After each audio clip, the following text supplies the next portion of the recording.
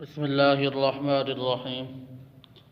حضور اکرم صلی اللہ علیہ وسلم کی ولادت طیبہ سے پہلے کچھ خصوصیات۔ اللہ کی شان کہ جس رات نبی کریم صلی اللہ علیہ وسلم کی ولادت مبارکہ ہوئی تو حضرت آمنہ رضی اللہ تعالی عنہ فرماتی ہیں کہ ہمارے گھر میں جلانے کے لیے چراغ کے اندر تیل بھی نہیں تھا، لیکن جب نبی کریم صلی اللہ علیہ وسلم کی ولادت طیبہ ہوئی تو کچھ عجیب سے واقعات رونما ہوئے۔ مثال کے طور پر جب نبی کریم صلی اللہ علیہ وسلم کو ولادت کے بعد بستر پر لٹانے لگی تو آپ صلی اللہ علیہ وسلم اس وقت اللہ کے حضور سجدہ کیا، ایسے ہو گئے جیسے سجدہ کر رہے ہیں۔ آسمان کے ستارے جھک گئے جیسے قریب آ رہے ہیں۔ کسریٰ بادشاہ کے محل کے 14 کنکر گر گئے اور فارس کے اندر آتش پرستوں کی ایک آگ بجھ گئی جو 1500 سال سے جل رہی تھی، کبھی بھی نہیں بجھی تھی، وہ اچانک بجھ گئی، وہ اچانک ختم ہو گئی۔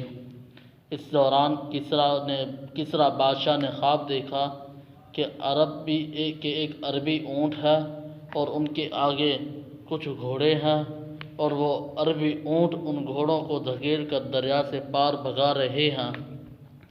اس نے تعبیر کرنے والے کو بلایا۔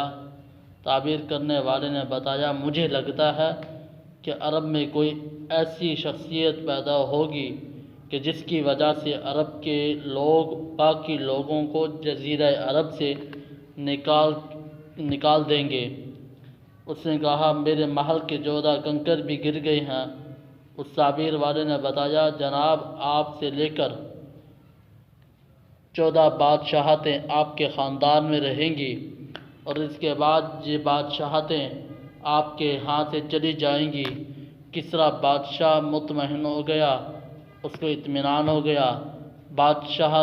14 بادشاہتیں تو ختم ہونے میں بڑا وقت لگے گا، مگر اس کے بعد تھوڑے تھوڑے عرصے میں جو بادشاہ بھی بنتا رہا وہ مرتا گیا، اور سیدنا عثمان غنی رضی اللہ تعالی عنہ کے زمانے میں وہ 14 بادشاہتیں مکمل ہو گئیں اور اللہ رب العزت نے کسریٰ کا وہی تاج و تخت مسلمانوں کو عطا فرما دیا۔